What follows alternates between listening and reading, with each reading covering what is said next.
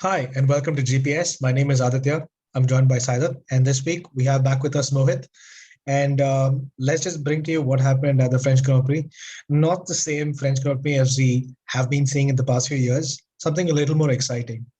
Mohit, what did you think about this race? Let's start with you. Yeah, absolutely interesting race. Not one of the casual French Grand Prix that we have every year. It was interesting to see the strategy calls this time with Red Bull so much more confident this time. They totally redeemed themselves from the race that they had in Barcelona. And the good thing was Sergio Perez helped Red Bull. We can't call him as a second driver, but he helped the team in getting a double podium this time. So interesting race. Feel too bad for Bottas though. He had the pace, but the current strategy that they pulled wasn't enough for him to end up on the podium. Yeah, completely agree. A lot of changes happened during the race. I think even with pace differences between Bottas and Perez as well. But before we get into that, Saidat, why don't you go ahead? What do you think about it? Well, surprisingly, even though the track is very different from Baku, there were a few similarities to what happened last time.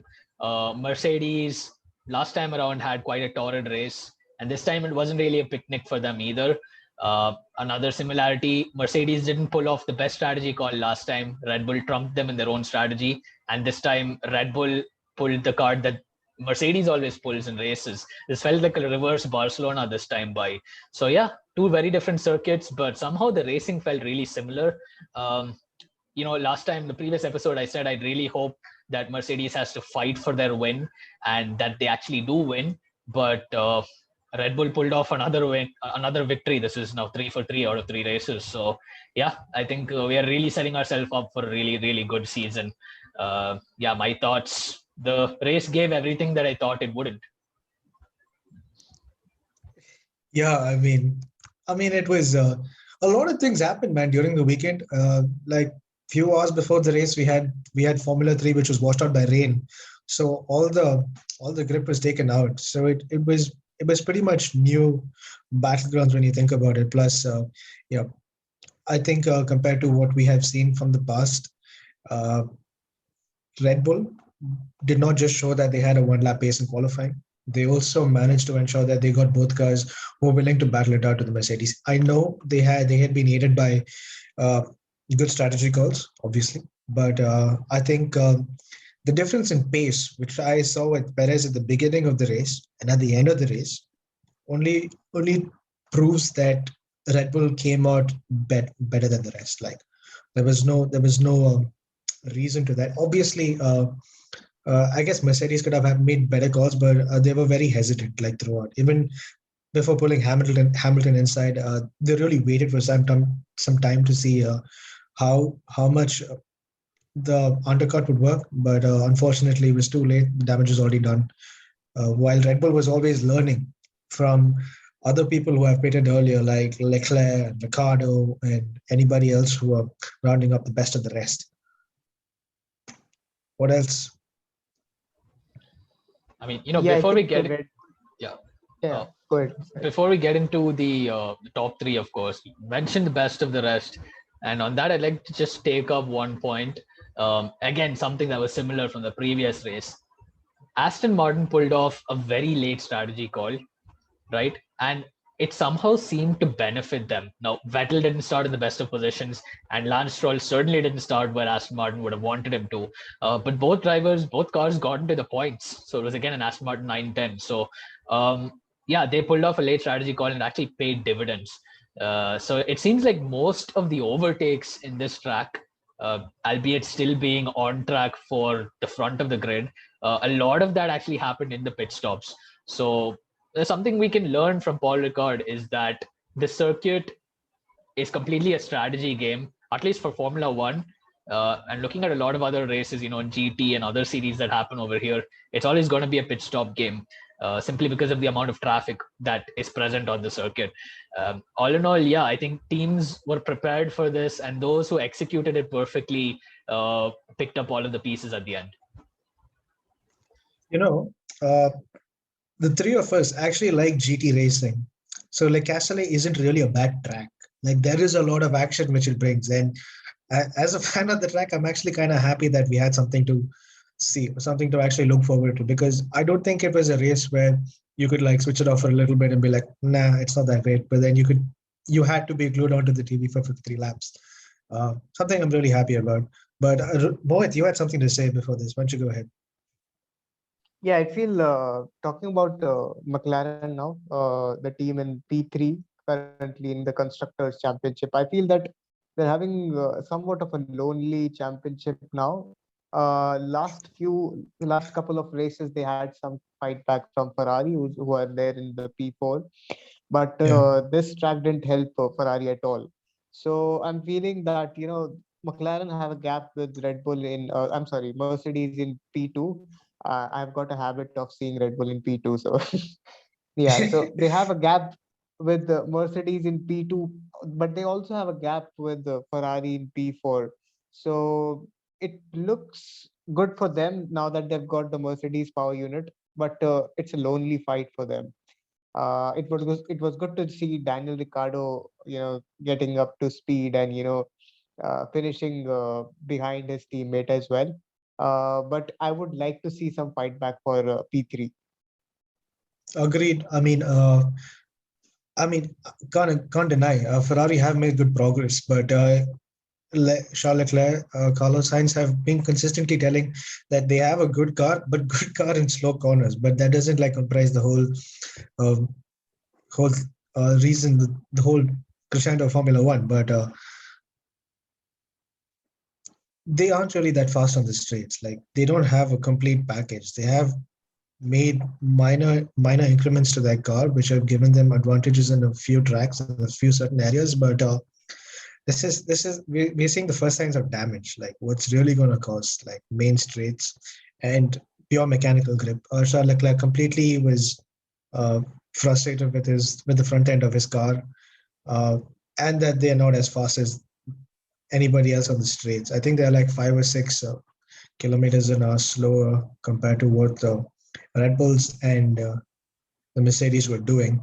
So yeah, I guess apart from your one lap pace, it clearly showed that Ferrari didn't really have the race pace to keep up. Plus, they made a little their strategy calls were a little bit shit. Let's be honest. I think Charles Leclerc took the L this time because I think he was the first to jump onto the hard tires. So everyone was like, okay, cool, let's look at him and find out where we can get the data from. So I mean, disappointed, but not surprised. Yeah, also, I have a point. At the later stage of the race, it didn't look like Mercedes are going to gain much with the race, but still, they didn't choose to pit Bottas for the fastest lap. So I don't know why they didn't do it because every point matters in the Constructors' Championship.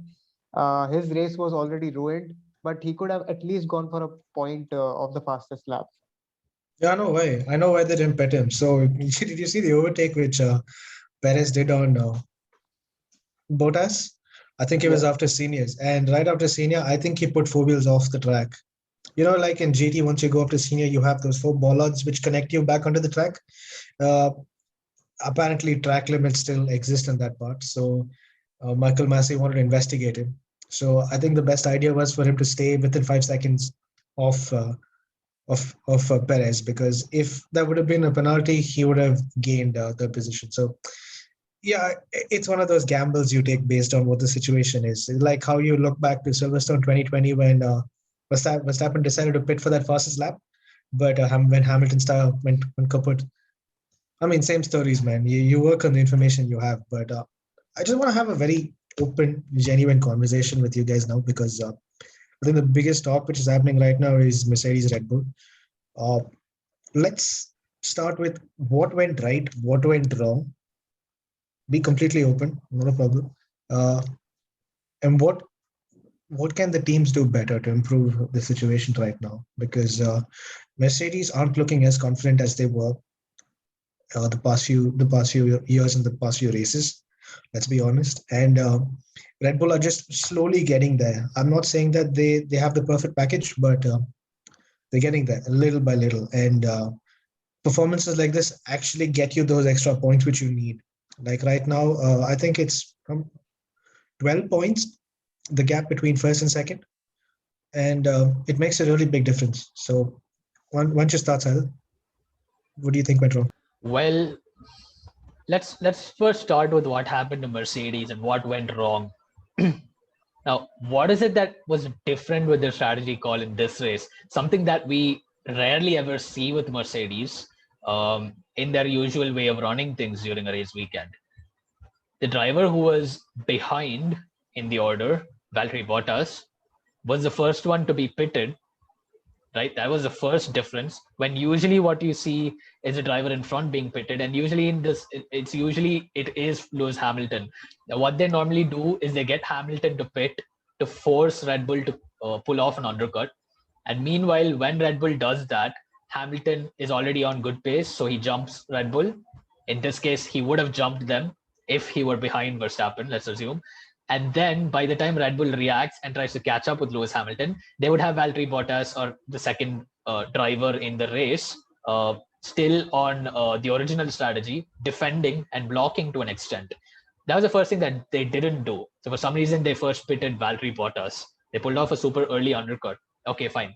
And then after that, what they didn't expect was for Red Bull, for Max Verstappen to immediately do the same. They probably assumed Verstappen is going to stick with Hamilton and try to stick on the same strategy because more often than not, Red Bull always are late to react to strategy calls. They usually wait for Mercedes to pull off their entire strategy and then gamble and decide. And by the time they react, they lose out positions. Well, here they really didn't have anything to lose. And I think that's what Mercedes forgot to factor in. So when Red Bull pulled off their strategy call, they really didn't know what to do with Lewis. They probably did not have a contingency plan for that.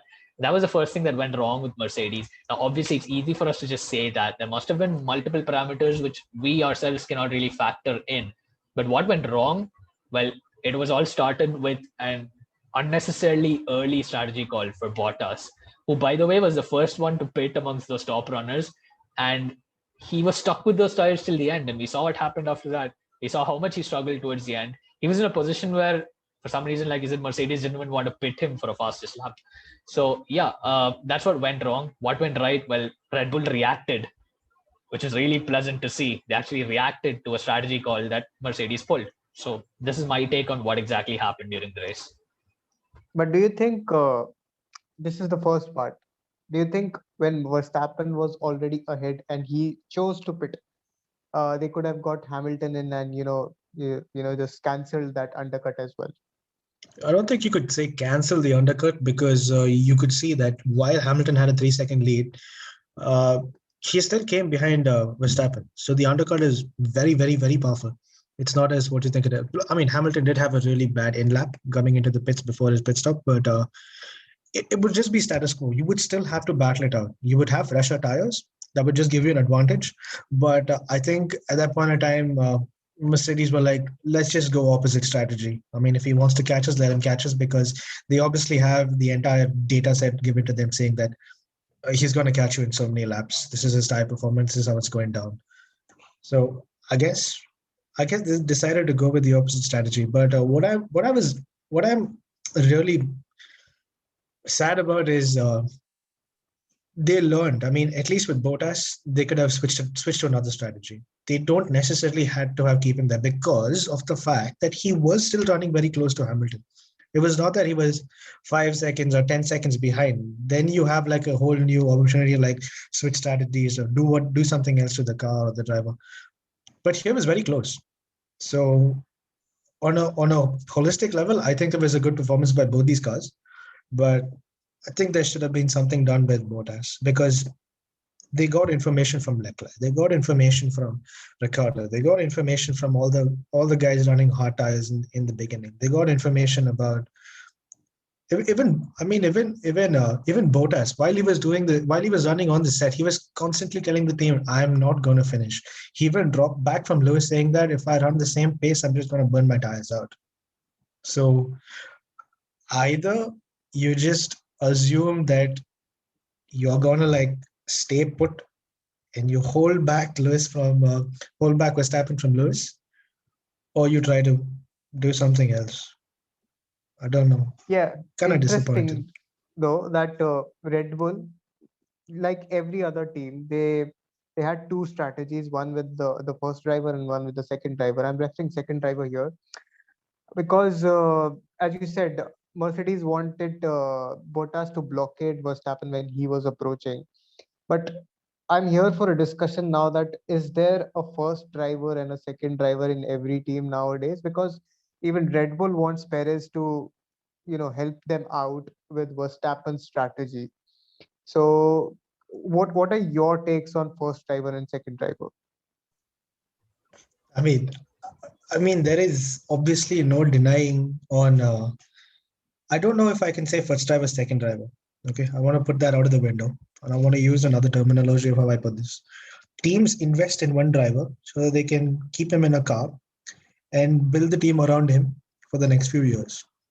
Mercedes did that with Lewis Hamilton in 2013. Ferrari have done that with Vettel. Now they're doing it with Leclerc till 2024. Red Bull have been doing it consistently with Max Verstappen in 2016.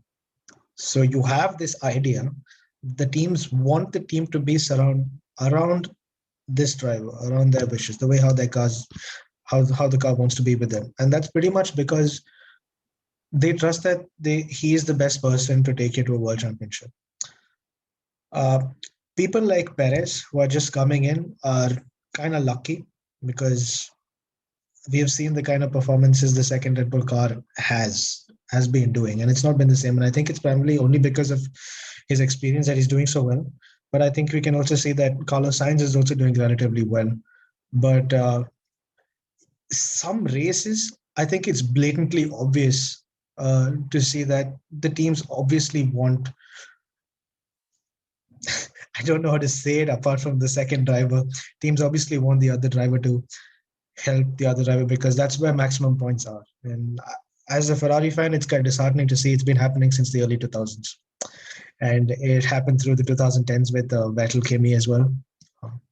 And now it's happening with in Mercedes in a way. I mean, you got to get maximum points. I don't know how else you can say this. Yeah, like you said, it's a problem that's been clearly prevalent in the sport for many years. So, are there second drivers in every, if not, I mean, in most, if not all teams? Yes, there is, and there's a reason for that. See, team structure, especially in Formula One, with drivers, is based off one driver being the main development driver, the one that's calling shots. Usually, the one that's either been in the team in the previous year or has the longest contract, who is the development driver to actually call shots for how the car gets developed. And as a result, most of the time, that car gets developed based on their taste, based on their own driving styles. There are certain things that fundamentally cannot be changed on the car. For example, a car might inherently be an oversteering car. You can work on setup changes, you can do certain things to tweak it, but there's certain reason why a certain car behaves in a certain way. Now it's not that obvious in Formula One because both chassis, both the cars that the drivers are using are exactly the same. And even when you look at cars between them, you can't really tell the main differences between Mercedes and Red Bull. Let's take something like GT racing, for example. You have Porsches on one end of the spectrum. Then you take something like a Bentley on the other end of the spectrum. The Porsche is a very oversteery car. The Bentley, on the other hand, is quite neutral and also understeery to an extent. These are things that can't fundamentally be changed. You can use a setup to make a Porsche more stable, but it inherently still does oversteer. So only a driver that can deal with that level of oversteer can actually drive it properly. Now, what's happening in Formula One? You have a driver like Sebastian Vettel, who, if he's not calling the shots in the way the car is being developed, he won't be able to drive it because he does not like a lot of oversteer. Then you have someone like perhaps Lewis Hamilton and Max Verstappen who like agility in the car. And then when they get in the seat and they develop the car in that style, drivers like Bottas or Perez or Albon or Gasly won't be able to meet those driver standards in terms of the way the car handles. There's no real mystery as to why the second driver doesn't perform as well. But the reason they're called a second driver ultimately is because they don't perform as well. So it's sort of a bit of a paradox, but that's just the way Formula One runs nowadays. The only way to eliminate this, get a common manufacturer, make it something like IndyCar, where you have Yeah. one driver for each team. You still have teams, but then each squad is fundamentally separate from each other. But then again, this is the essence of F1, right? It's Yeah, it's but built on this formula. Yeah, my go for it. point here is that it's okay that you have a development driver. Like Romain Grosjean was Haas's baby. He developed the car for them. But then, Mm. what is the motivation for a driver who has been driving, multiple cars, and he gets accustomed to every car so quickly? He helps out the team. He has an extra skill set of, adapting to all the cars he's driven. So, what is the motivation for that driver to continue or be in Formula One if he's not going to get a win, if he's not the preferred one? I don't know. You should ask Kimmy.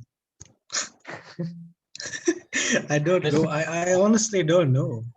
People do it It's because they because of love it. experience. They want the experience of driving, and we've seen it multiple times in the past that just because you're the driver in the second seat, uh, per se, of the team, it doesn't necessarily mean you can't win or you can't be competitive. There have been instances in the past where Bottas has actually been the faster of the two Mercs in certain tracks, in certain instances. Uh, it's happened in the past with the Red Bull, with Weber and Vettel. Even though Vettel was the clear favorite, at least in terms of getting upgrades and having better races, we had stellar drives from Mark Webber, places where he was just supremely faster.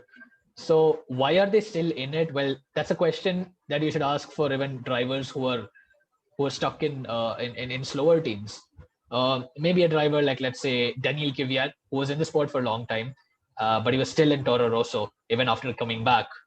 Why did he stick around? Well, it's for the experience of driving, and essentially most of these drivers are very good. Most drivers in Formula One are really good. The current grid has a very high level of competency, something that which we haven't had we haven't had that level of consistency for the past couple of decades. But this time around, I think most of the grid is almost evenly well rounded. If you put all of them in the same car, they would all qualify within, I would assume, within half a second of each other easily. Funny A that tall Chaco claim, but mentioned I would Kimi. like to believe that. Yeah. So funny that Chaco mentioned Kimi. Kimi just tried to unlap himself from Bottas, but that was a fun moment for us. See, why does he do it? It's a hobby for him. It's a way of life for many. So yeah, Yeah.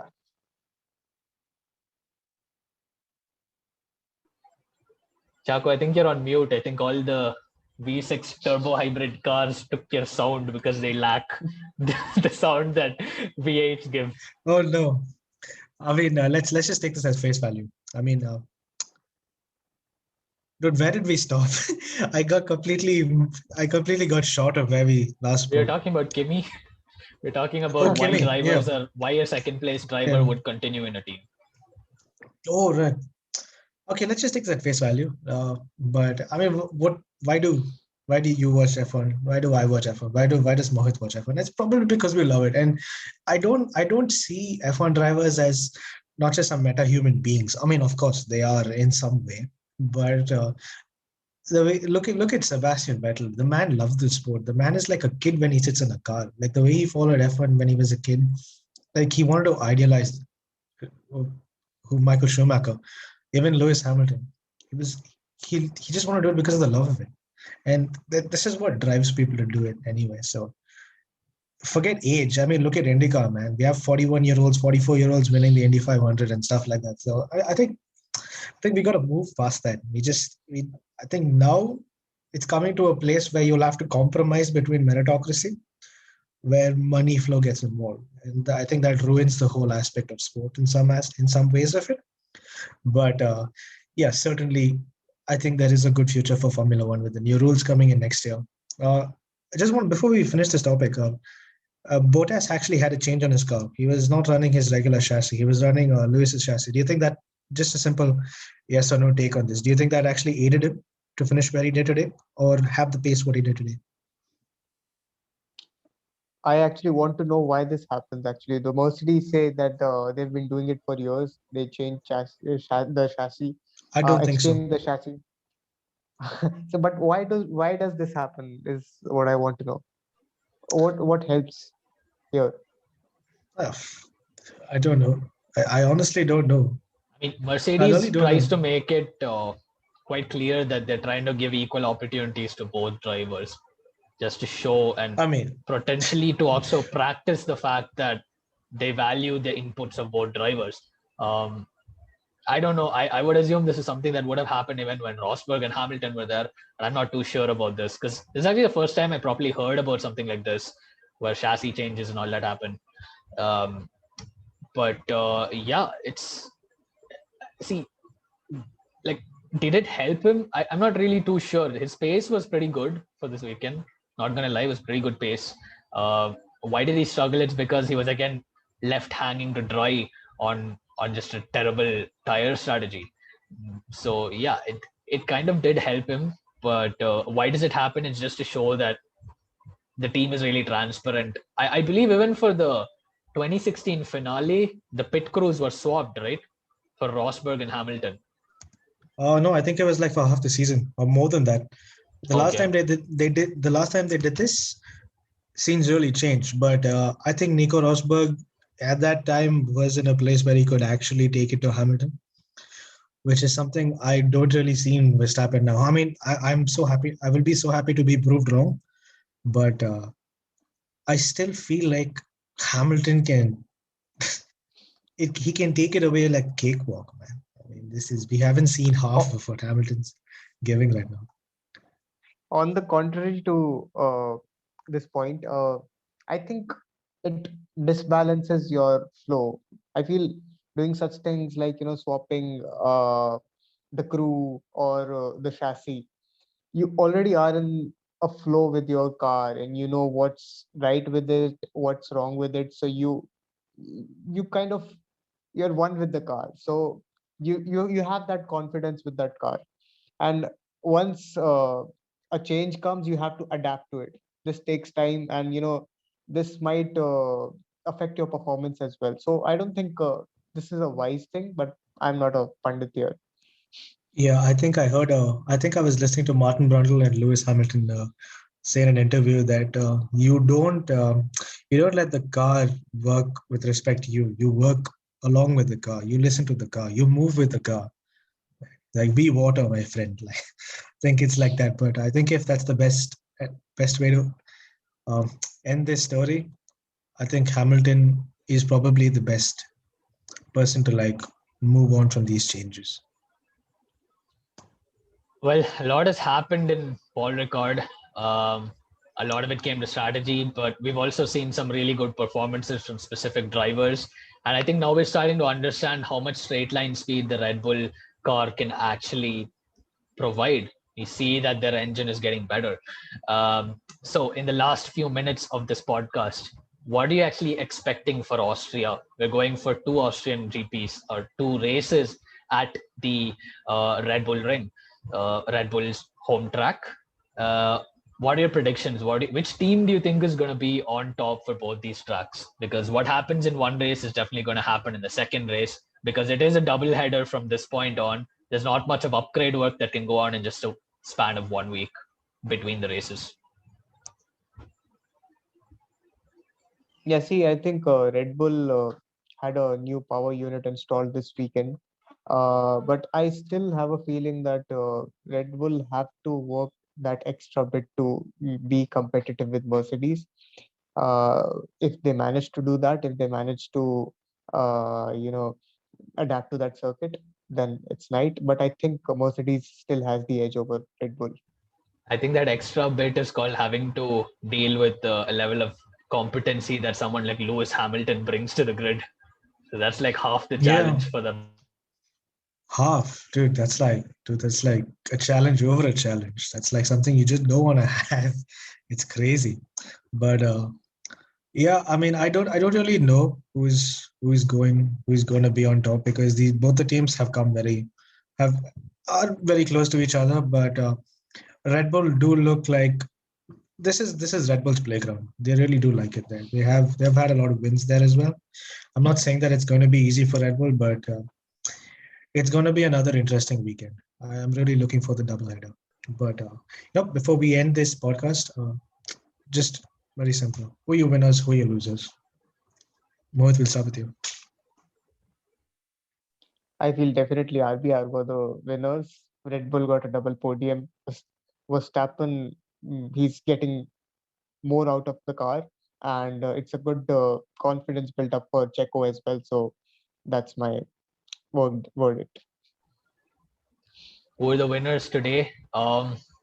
Surprisingly, my vote, apart from the obvious winners of the race, would go for Aston Martin for actually somehow being able to salvage 3 World Championship points, having started outside the points based off their strategy.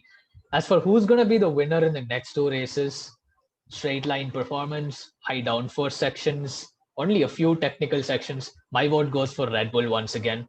And hopefully this time Perez gets ahead of Max Verstappen. Yeah, fair enough. Like we all have hopes and dreams. Ferrari fan. Don't want to put that out there, but yeah, clear winners apart from the obvious. I don't want to mention it, but McLaren. I feel the way they plowed their way through the field with Daniel Ricciardo also very closely in there was brilliant. Losers Ferrari. They took a gamble on the pit stop and that's eventually what happened. But yeah, to have Charles Leclerc finishing behind Giovinazzi, bit sketchy weekend, but a lot of more races to go. Well, see you in Austria.